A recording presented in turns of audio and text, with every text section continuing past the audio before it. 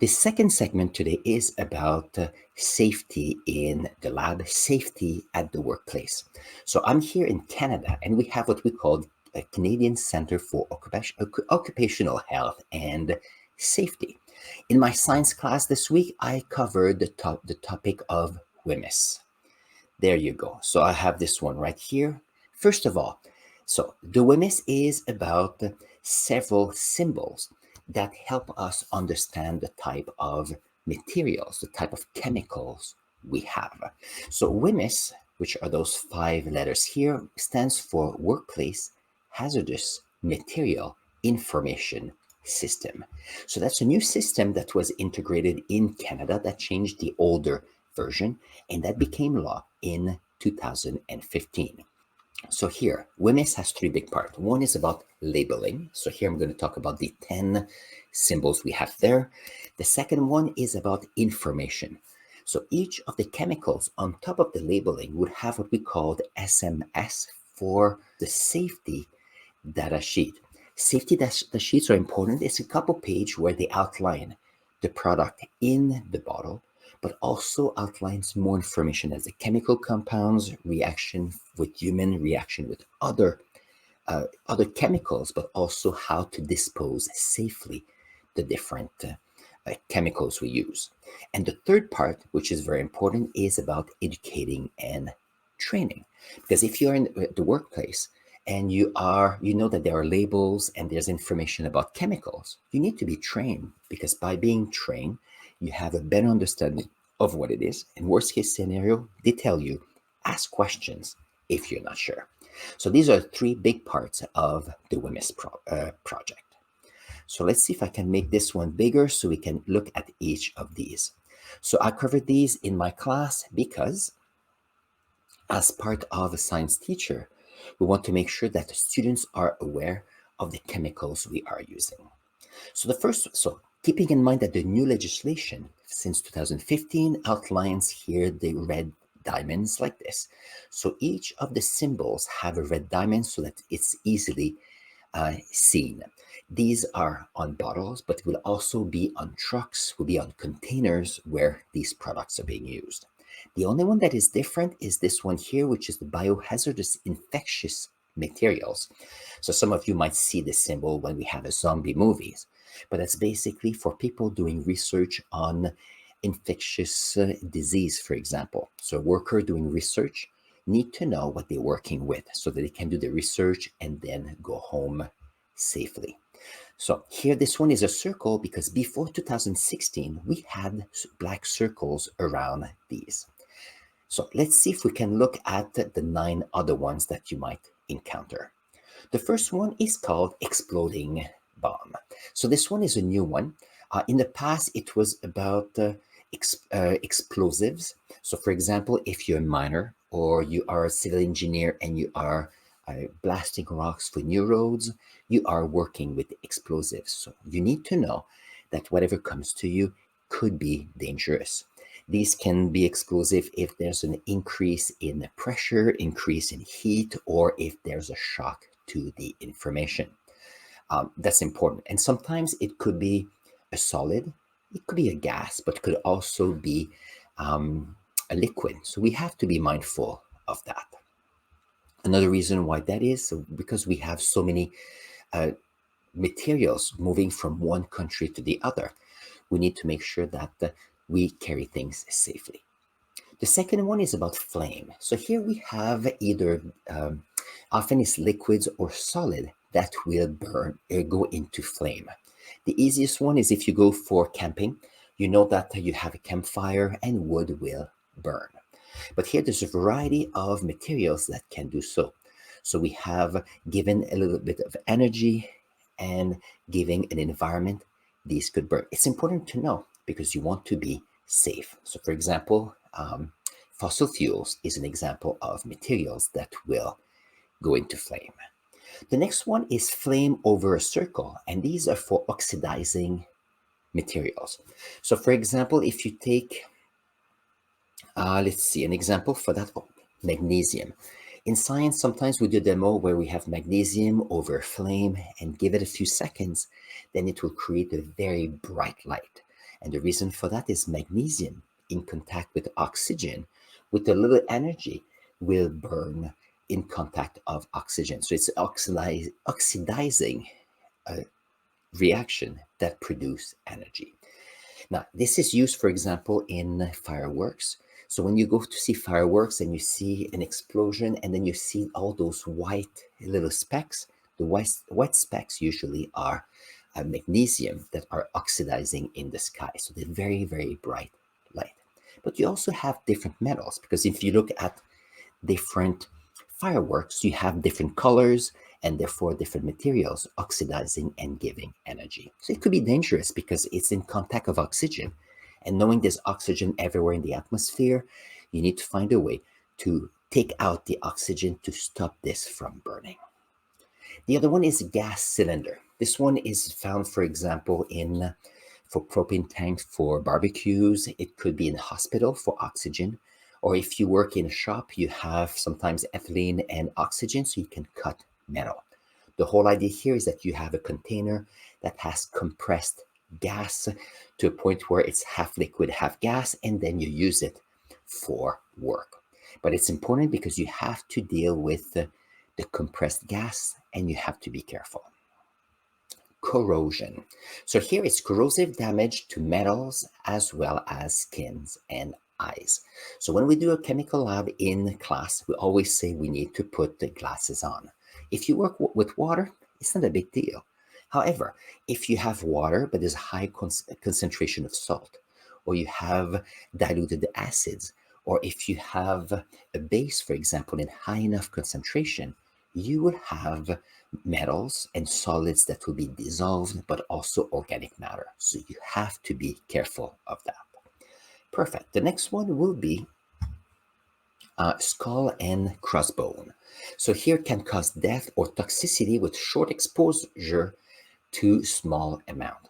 So here we have materials. So if you're in contact, for example, through either breathing, it could be it gets into your mouth for some reason because you are not wearing gloves. It could be dangerous for you. So usually it's a small amount, so it can happen very quickly. And what happens is it reacts with the nervous system or other parts of your body, and then you may die. So you have to be careful here. The other one is about health hazard. So for this one here, it may cause or suspected of causing health effect. So here what we have, for example, we have contact with some chemicals, for example, herbicides, pesticides, and it can affect the nervous system. It can affect the reproductive system in human or animals in the ecosystem. So you have to be mindful there. Some other parts, for example, would be some chemicals react with your nervous system, and some people can become blind due to that. So you have to be careful. So whenever you have to work with a product, keep in mind that you have the labels, you have training, and you also have the information sheet that will help you understand what you're working with. The other one here is about exclamation mark. So this one here is that there's a possibility that it will create the, here it says may cause less serious health effects or damage to the ozone layer. So the ozone layer here is if you have, for example, all these CFC, they're gas that we use sometimes in compressed pump, either for refrigerant or otherwise. And when they go into the atmosphere, it creates an issue. And that creates, let's see, as a consequence, it affects us. Another one, for example, is sometimes if you go to the elevator and someone has perfume, you go to the elevator and the door closes, then it's harder for you to breathe. That is an example of what this could be. Now, I'm giving an example that you may know, but when you work in the workplace, it can happen. And the last one is interesting here. That's a new symbol that was put together in 2015 in Canada. And here it is the environment. So here it may cause damage to the aquatic environment. So here there's a few things.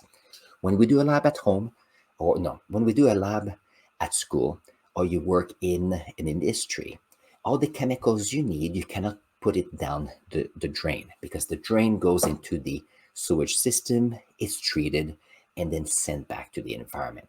So if you are doing a lab, or you're using cleaners for different things, or you're changing oil, for example, of a vehicle, it's important for you to collect those chemicals and dispose them in the right way so it doesn't end up in the environment.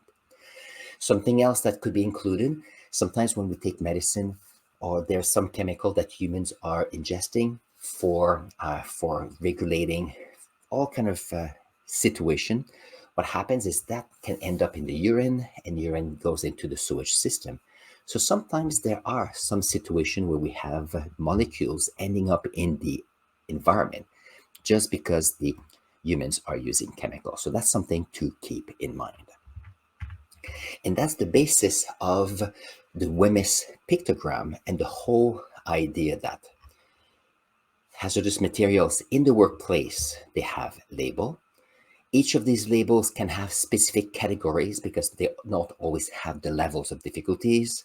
We have the safety data sheets that documents the chemicals, and then educating and training is amazing and it's important for you. So don't hesitate to ask for training, or if you don't know, ask questions. The more you know, the better it is. And that is the first part of safety in my lab.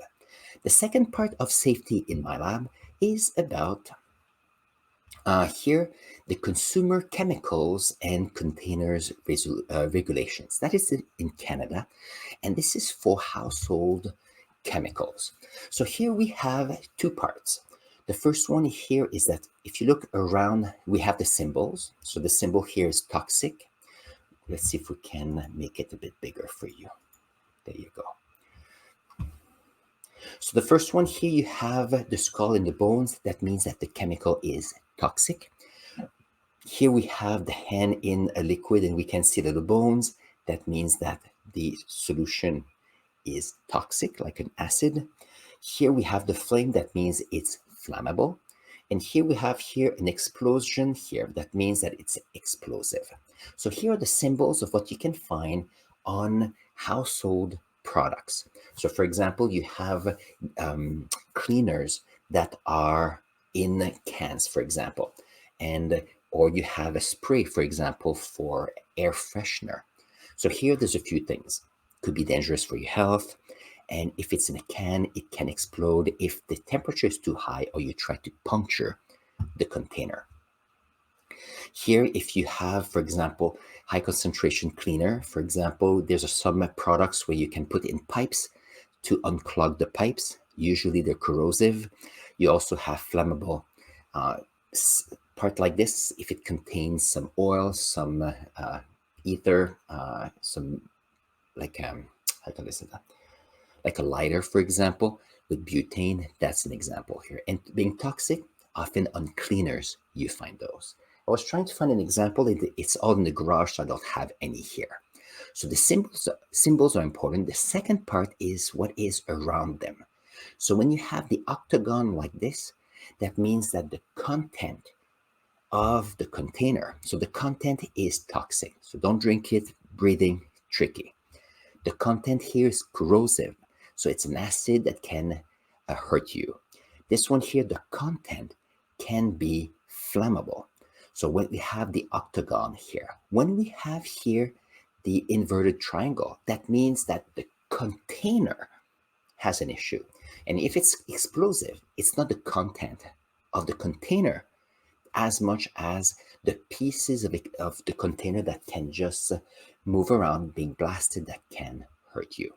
So here, for the hazardous symbol, often we have HHPS for the home hazardous product system. There you go. We have those two parts here. Very important. So we have symbols for the use at home, and we have the WHMIS symbols here for materials used at work. So that's quite important. So this is the training I have for you for the symbols to help you. Let's see for the safety data sheet. I'd like to know if I can find an example of that label, variance. I would like to show you an example. That would be great. So when you have, for example, the safety SDS. Okay, what is it again? Come on. We have the safety data sheet. There you go. Because I'm working in both French and English, and sometimes I forget. So the safety data sheets will include this following. It will identify the product. It will share what's hazardous about the product. It will also talk about the composition and the ingredients. That's important for the workers, but also people taking care of safety. You will have the first aid measure, very important. Firefighting measures, especially if you have oxidizing materials or materials, you need to make sure that the firefighters going to take care of a situation stay safe as well. We have the accidental release measure so that people know how it can hurt them, handling and storage. You cannot mix all the products in the same cabinet. We have to be careful. The exposure controls and personal protection, very important. We have the physical and chemical properties. We have how stable and reactive it is with humans and the environment. Here, the toxicological information, how can it affect your body? Ecological information, how it can affect the environment, how to dispose of it. It's important because every chemicals, if you put it in the environment, can affect the environment, but also affect workers taking care of the waste. How to transport the chemicals, any regulations or law about it, and also other information with respect to dates, for example, to see if the information we've got is up to date. All important for you. And this brings us to the end of this one here.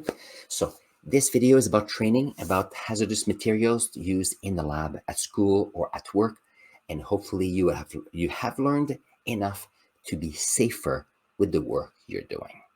So this segment is a bonus segment on the video that I just did about hazardous materials used at work or in the lab, and also hazardous materials used at home. When I was doing my research about safety, I realized that we use in Canada SIMDUT, and for me that was the most important thing, and that came in 2015. But in my research, I realized that this information is not only for us in Canada, like this one here, but is also involved in the United States and also in Europe, but also in Mexico. So the whole idea here is this is what I know. If it happens that you know more about this or you can share with me more information, I'm always willing to know. When I look at the information, I realize that here in Canada, we had this new labeling and this new communication, information, and training in 2015, but it is in line with other jurisdictions. So if you look here in Europe you have a group that is called ECHA. And if you go here on their link, and let's see if I can put this link for you as well. This one here.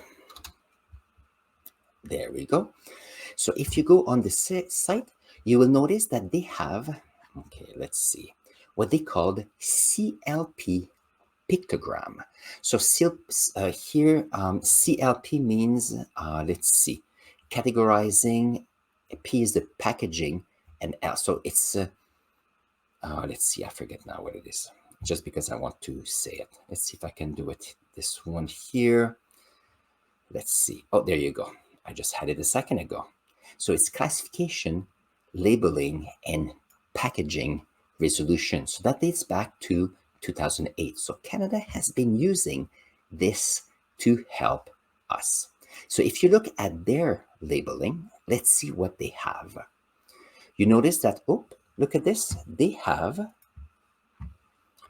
gas under pressure, explosive, oxidizing, flammable, corrosive, and if you look, they have the same symbol as us. So here we have an organization in Europe, which is called the European Chemicals Agency, that has been talking with Canada, or Canada with them, to come up with the same type of pictograms. So the communication is the same regarding labeling, about informing the users and the training. So that was exciting because sometimes when we learn something, we feel we're alone in an area, but then we realize that you're not alone. Many people are doing the same thing. So this one here is part of Europe. I just talked in this video about the the WHMIS symbols in Canada. We have the same in Europe. Well, they have the same in Europe. If you go back to the website here, we have in United States OSHA, and if I go there, they have, look at this, similar similar pictograms than we have. So this idea here is that we have different countries, we have different continents, but we have the same information. And that's important because you realize that when we are working with different countries, different jurisdiction, we can actually talk about the same thing so that everybody involved stay safe. And if you look at the next one is information from where? From Mexico. And in a moment, I will share with you why that is important. So if you go down to the new law, and that one was put together, I think, between 2011 and 2015 as well.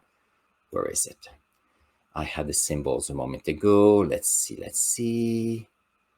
Did I just go too fast? Let's see. Thank you for your patience.